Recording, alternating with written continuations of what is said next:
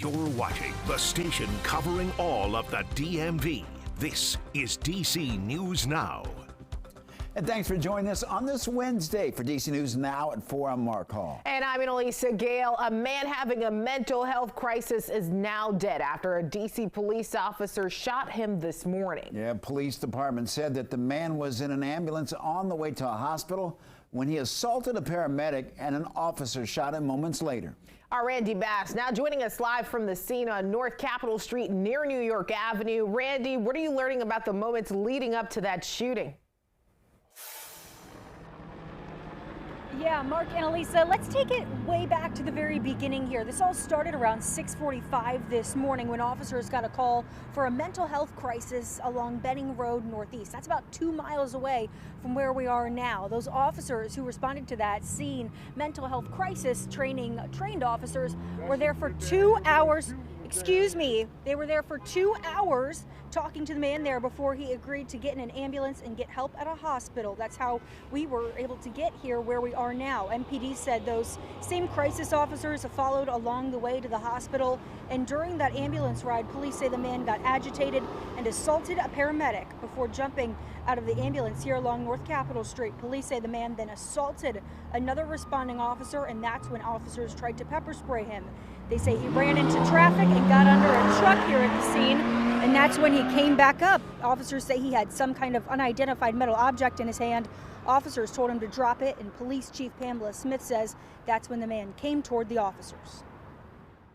We asked him very loudly and very clearly to put the object down, but at that point he decided to attempt to engage our officers. At that time, one of our officers discharged his firearm. The ambulance crew immediately drove down to the bottom of the tunnel to provide life-saving efforts and measures to the individual, but unfortunately the man has been pronounced. Yeah, right now, again, we do know that the officer who fired those shots is the same officer who responded to the initial mental health call along Benning Road this morning. Police say he's been with the department a long time. He's now on administrative leave as the investigation remains underway. Live along North Capitol Street, I'm Randy Bass, DC News Now. Randy, thank you. All right, switching gears. No sunshine today, Annalisa. Yay, but it was cloudy and mostly dry for most of the day in many parts. I did see some drizzle here and there. Let's turn over to meteorologist David Matson for the latest on our forecast this evening. Good afternoon, David. Yeah, good afternoon, guys. You saw the live shot right there looking back toward Roslyn. We got a little bit of sunshine trying to break through those clouds here right as we approach sunset, similar to yesterday. Parts of the region saw that as well. But yes, a very gray but rather dry day out there. Now, we started out with temperatures that stayed above freezing last night going into early this morning. This is worth mentioning because, one, our warming trend is continuing, and two, this has led to a rapid snow melt across the entire region. You may have noticed a little bit of almost like a haze lingering out there around the DC Metro and other parts of the DMV. That is from that melted snow that has made it into the air, then creating some fog and mist out there at times, and that's been reducing the visibility a little bit. Now, on top of that, after a warm or at least mild start, look at how much our temperatures climbed throughout the day. We had a mixed bag of temperatures, to say the least. Low 40s in northeastern Maryland, DC's at 51 right now, and then places like Fredericksburg, 61 degrees. So yes, this warming trend is not stopping anytime soon. And there's a good look. All of our cloud cover in place still out there this evening. Rain showers continuing to linger on the horizon just to our north and west. And it looks like we should be able to have just a few more hours of dry time here going into the evening. But by the time we reach 7, 8 o'clock, some of our western counties begin to turn soggy. And then soon enough, the rest of the area will join suit as well. So rainfall's on the way. How long does it last throughout the day on Thursday? And how much more can we bring these temperatures up in the coming days? We'll have a full look at your forecast coming up here in just a bit. All right, Damon, thank you. With this just in Montgomery County, we've learned that Joe Beidelman, a principal accused of sexual harassment and bullying, is no longer an employee of the school system. Yeah, a scathing new report released today is shedding light on what some say is a lack of transparency in MCPS. The County Office of Inspector General finding MCPS mishandled employee complaints of misconduct for years, despite knowing about some of those problems. And our Daniel Hamburg joins us live outside of MCPS headquarters. Daniel, what's the latest?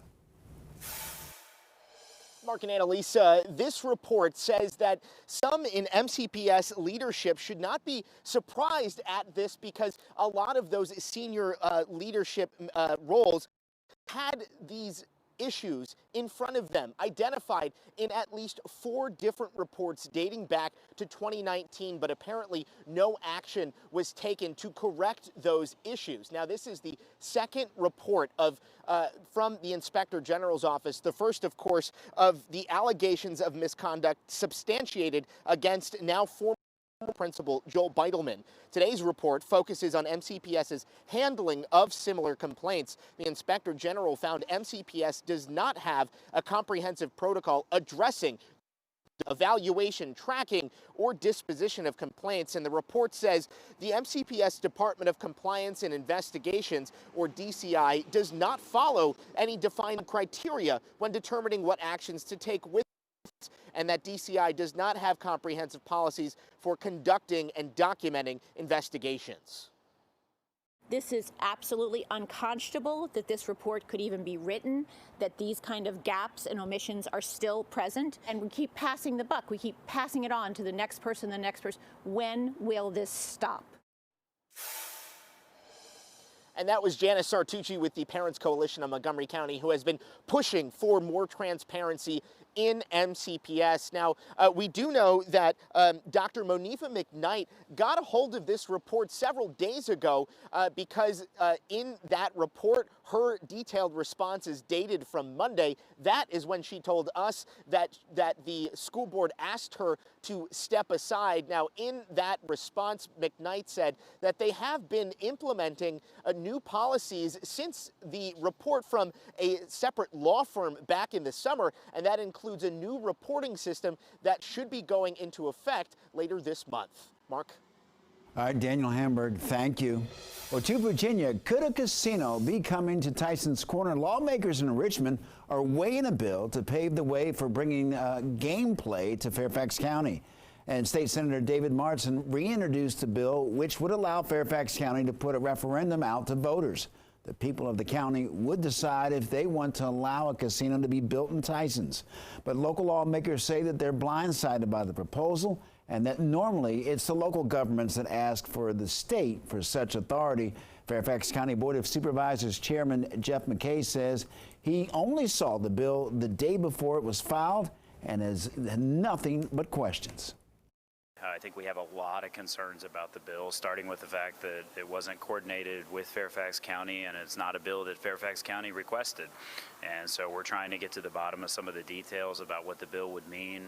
On its surface, to me, it doesn't look like a good financial deal for the county, and I am concerned that our local land use rights and responsibilities as local government are respected through this process. And we're going to take a deeper look at the issues at the heart of the proposal ahead on DC News Now at 5. Well, all new at 4, a safety audit done by the Washington Metro Rail Safety Commission has revealed concerning findings now about Metro's auto train control program. That report says some workers don't have a uniform understanding of Metro Rail procedures. It also finds that Metro doesn't review available safety data to improve upon and prevent future mistakes, allegedly. Our Dave Laval will have more details on that report coming up in the next half hour.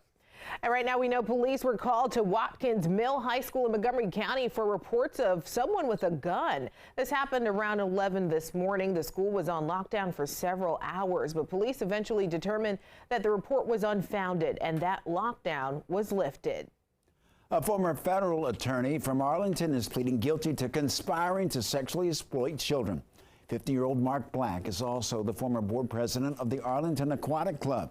According to court documents, Black was a member of the 2 online groups between 2018 and 21. Investigators say that these groups would find underage girls and convince them to live stream sex acts. Black is facing possible life in prison and a minimum of 15 years. Well, over to West Virginia, where 82 people have been indicted by a federal grand jury for fentanyl distribution in the Eastern Panhandle, the largest bust of its kind in that region. A drug ring based in Baltimore was taken down by a task force that included several local and federal agencies. This is the largest number of defendants ever charged in a single case, according to the U.S. Attorney for West Virginia's Northern District. By focusing on fentanyl, which is just so deadly and has really affected our community, that we've saved lives in this investigation. Law enforcement partners in the District of Maryland. Throughout the entirety. Also seized cocaine, methamphetamines, guns, weapons, hundreds of thousands of dollars in assets.